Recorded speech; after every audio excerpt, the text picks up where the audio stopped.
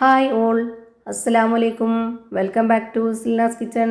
ഇന്നത്തെ റെസിപ്പി ഒരു അടിപൊളി വെറൈറ്റി ടേസ്റ്റി ആയിട്ടുള്ള ഒരു ഡ്രിങ്കിൻ്റെ റെസിപ്പിയാണ്. ഭയങ്കര സിമ്പിളാണ് തയ്യാറാക്കി എടുക്കാനായിട്ട്.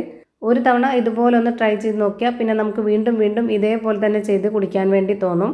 അത്രയും രുചിയുള്ളൊരു ഡ്രിങ്കാണ്. അതുകൊണ്ട് തന്നെ വീഡിയോ സ്കിപ്പ് ചെയ്യാതെ മുഴുവനായിട്ടൊന്ന് കണ്ടു നോക്കണേ. റെസിപ്പിയിലോട്ട് കിടക്കുന്നതിന് മുമ്പായി സിൽനാസ് കിച്ചൺ ചാനൽ ആദ്യമായിട്ട് കാണുന്നവരാണെങ്കിൽ പ്ലീസ് ഒന്ന് സബ്സ്ക്രൈബ് ചെയ്തേക്കണേ.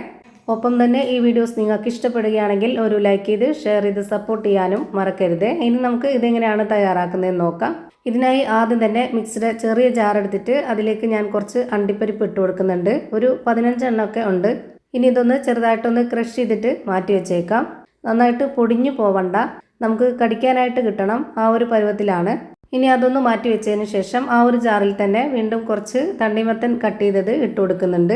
ഇതൊന്ന് അരച്ചെടുക്കാം. ഒരുപാടങ്ങ് നന്നായിട്ട് അരഞ്ഞു പോകണ്ട. ഇതും നമുക്ക് ചെറുതായിട്ട് ജ്യൂസായിട്ട് വേണം താനും. അതിൻ്റെ ഒപ്പം തന്നെ നമുക്ക് കടിക്കാനും കിട്ടണം. ആ ഒരു പരുവത്തിലാണ് ഇതും നമ്മളൊന്ന് അടിച്ചെടുക്കുന്നത്.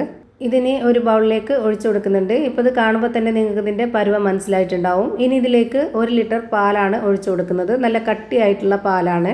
പാല് നന്നായിട്ട് തിളപ്പിച്ചതിന് ശേഷം അതൊന്ന് ആറിയതിന് ശേഷമാണ് ഇതിലേക്ക് ഒഴിച്ചു കൊടുത്തിട്ടുള്ളത്. ഇനി ഇതിലേക്ക് മധുരത്തിന് ആവശ്യമായിട്ടുള്ള പഞ്ചസാര ഇട്ട് കൊടുക്കാം. ഓരോരുത്തർക്കും എത്രയാണോ വേണ്ടത് അതിനനുസരിച്ചുള്ള മധുരം ചേർത്ത് കൊടുക്കാം. ഇനി ഇതിലേക്കൊരു 1/4 സ്പൂൺ അളവിൽ വാനില എസൻസ് ഒഴിച്ചു കൊടുക്കാം.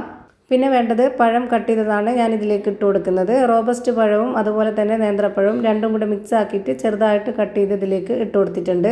ഇതിലേക്ക് ആദ്യം ഒന്ന് ക്രഷ് ചെയ്ത് വെച്ചിരുന്ന ആ ഒരു അണ്ടിപ്പരിപ്പ് ഇട്ട് കൊടുക്കാം.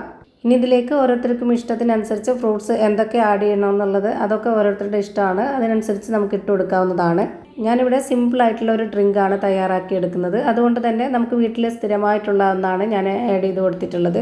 ഇനി ഞാനിതിലേക്ക് അവിലാണ് ഇട്ട് കൊടുക്കുന്നത്. വെള്ള അവിലാണ് ഇട്ട് കൊടുക്കുന്നത്. ഏത് അവിലായിരുന്നാലും കുഴപ്പമൊന്നുമില്ല. ഇനി ഇതിലേക്ക് കുറച്ചുകൂടെ ഒന്ന് രുചി കൂട്ടാനായിട്ട് ഒരു 1/4 കപ്പ് അളവിൽ പാൽപ്പൊടി ചെറിയ ചൂടുവെള്ളത്തിലൊന്ന് കലക്കിയെടുത്തതിന് ശേഷം അതുകൂടെ ഇതിലേക്ക് ഒഴിച്ചു കൊടുത്തിട്ടുണ്ട്. ഇപ്പം നമ്മുടെ അടിപൊളി ടേസ്റ്റി ആയിട്ടുള്ള വെറൈറ്റി ആയിട്ടുള്ള ഒരു ഡ്രിങ്ക് റെഡിയായി കിട്ടി. ഇത് ഒരു ഗ്ലാസ് കുടിച്ചാൽ തന്നെ നമ്മുടെ വിശപ്പും ദാഹവും ഒക്കെ മാറിക്കിട്ടും. അപ്പോൾ ഇത്രയേ ഉള്ളൂ ഇന്നത്തെ വീഡിയോ ഇഷ്ടമായാൽ ലൈക്ക് ചെയ്യാനും കമൻറ്റ് ചെയ്യാനും ഷെയർ ചെയ്യാനും മറക്കരുത്.